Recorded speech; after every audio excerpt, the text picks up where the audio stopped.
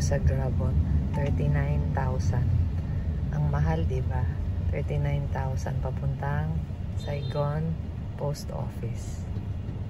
Nandito kami ni Mika ngayon sa Saigon Post Office. Second day namin sa Vietnam and we are here sa Saigon Post Office. Ayan. From the hotel namin, 39,000 dong. About mga 85 pesos. Ito ang area ng Saigon Post Office. Ayan, no? Ayan siya. Tapos ito yung parang may Arabica. And then ito may MCM. Tapos may Tumi. Papasok muna kami sa loob ng post office. Kasi parang may mga shops din dun sa loob eh. Ang ganda naman yung orange building na yan. Ano kaya yan, no?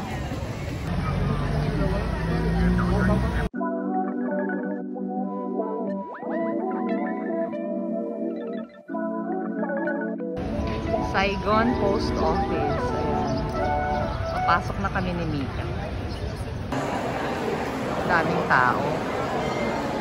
May mga shops. Ayan, o.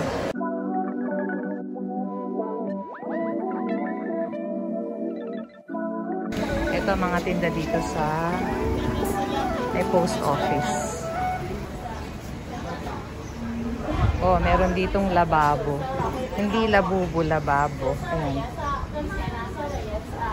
Mga souvenir items ng Vietnam.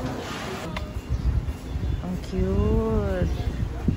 Pero hindi naman ako nagaganto. 130,000 dong.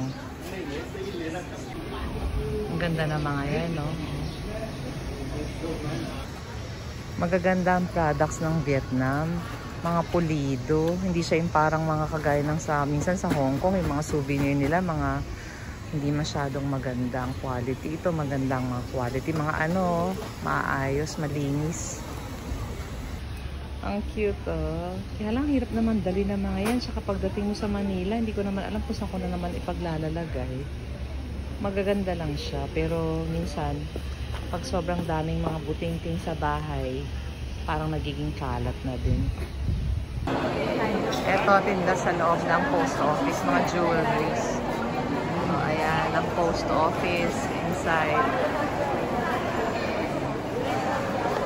Mas maraming mga tindahan na rin. Naman yung perfume ng Miss Vietnam. Daming turista sa Vietnam. Napansin ko talaga. Napakarami. Parang mas marami kasi sa Malaysia na nagpunta kami. Parcels and items packing. Ganda ng post office.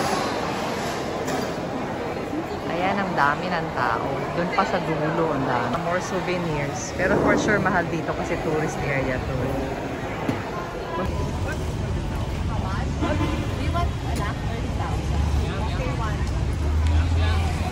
Ice cream, right?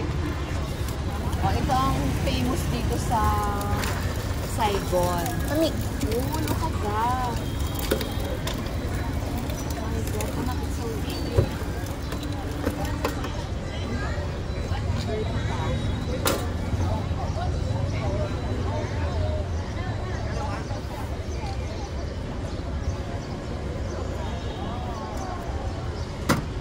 Oh, anong, what do you call that? Is an ice cream? Ice cream? Ice cream, like ice cream? No! Oh, it's a drink. Is it good? Wow. Tikman natin. Yeah, it's good. Thank you. Sarap. Sarap anak. Post office, pupunta kami sa Book Street. Ito yung papunta na sa Book Street. Galing kami sa post office, Saigon Post Office. We are here na sa Ho Chi Minh City Book Street. Ayan. Ito yon. Ito na yung Book Street. Yan. Tingnan natin, famous to eh. Parang puntahan talaga to ng mga turista. Let's check it out. Etong mga items dito sa Book Street. Gusto kong bumili ng salakot. Kaya lang paano ko naman iuwi. Pang display sana sa bahay. Ito yung kabilang side ng Book Street. And si Mika. Pero ang books naman nila, puro Vietnamese books. Vietnam books. Kaya hindi ka rin talaga makakabili. Yung mga trinkets lang ang pwedeng bilhin. Souvenirs, mga ganon. Wala akong magawa. Wala akong magawa. Nagpagawa ako ng ganito. Gagawin daw niya for 80,000 yung picture and then yung frame 50,000. Yan siya, ginagawa na po. 130,000 dong for the frame and the drawing. Ayan ang finished product. Wala lang, nagkatuwaan. Ho Chi Minh Book Street. Diyan ako nagpa-drawing for 130,000 dong. Equivalent ang mga 300 pesos. Pero hindi ko naman, parang ang layo sa akin. Pero okay na rin, souvenir lang dito sa Saigon. Alis na kami dito sa Book Street. Punta na kami dyan sa M Plaza. Ayan o, yung nasa harapan na mall. Diyan na kami magla-lunch ni Mika. Ayan yung pinagawa ko. Parang ang layo. Hindi naman hawig. Pero hayaan mo na. Souvenir lang naman.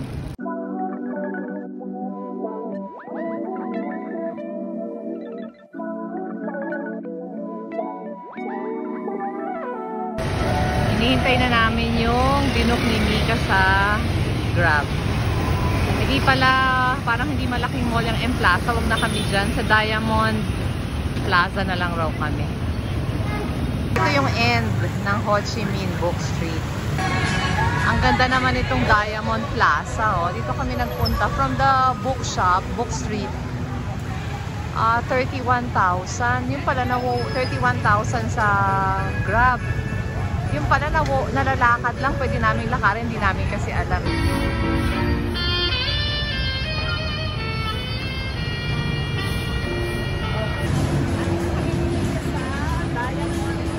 Diamond Plaza. Nagpunta kami namika sa Diamond Plaza. Oo mo naman, nakigaling ko lang na konti.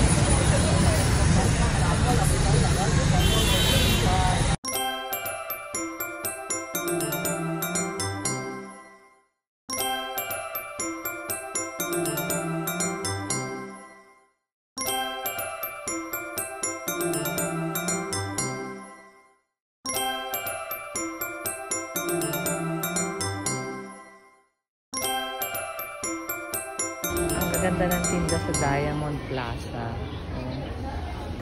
Diamond Plaza, Lot Department Store pala itong dalawa. Tapos meron pang outdoor na mga pang Christmas. Ang ganda. Ang ganda dito sa Diamond Plaza pala. Oh, ang ganda ng Vietnam.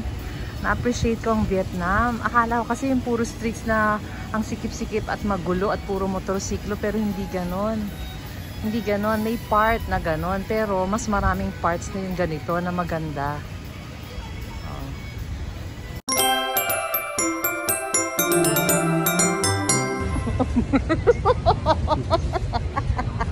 Okay? Ayusin mo, Mika. Yes, we are okay.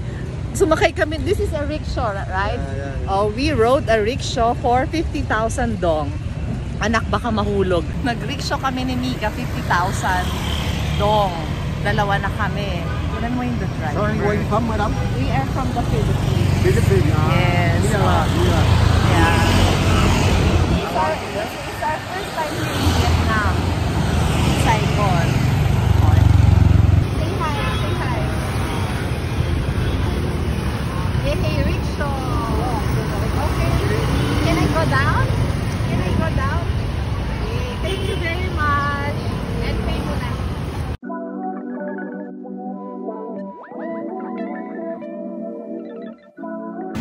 At the new playground. Ito kami sa the new playground. Yung tindahan ng mga damit. Mga pambagets na damit yata. Ito, hindi ko alam ha. Pero napapanood ko lang to sa mga vloggers. Maganda raw dito, sabi. Let's check. Mukhang mga damit na mga Gen Z dito. Wala yata dito mga pangpitas.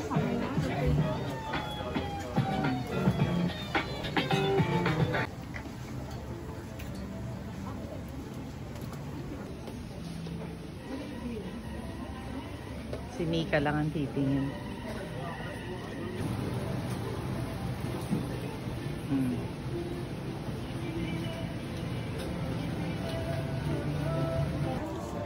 Medyo mahal ang prices. Saka parang wala namang ganun ka-interesting masyado dito para sa akin. Doon siguro hindi nga ako Gen Z, pero for me, wala. Mas marami pang maganda sa labas. Malaki din pala. Marami siyang areas. Nag-yakiniku like lang kami ni Mika for lunch. Is it open na? Anak, did you open na? No. Luto-luto na naman. Minsan nakakainip, gutom na, hindi pa siya luto.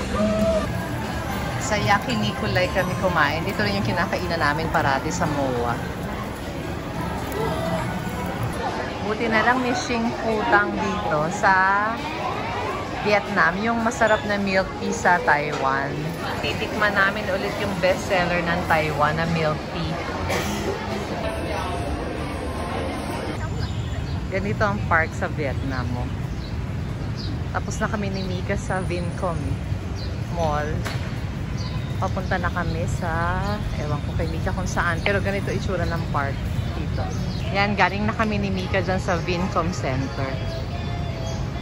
Puro naka-sale. Kaya lang, ang hirap naman yung mga sizes, puro wala na. Puro broken sizes.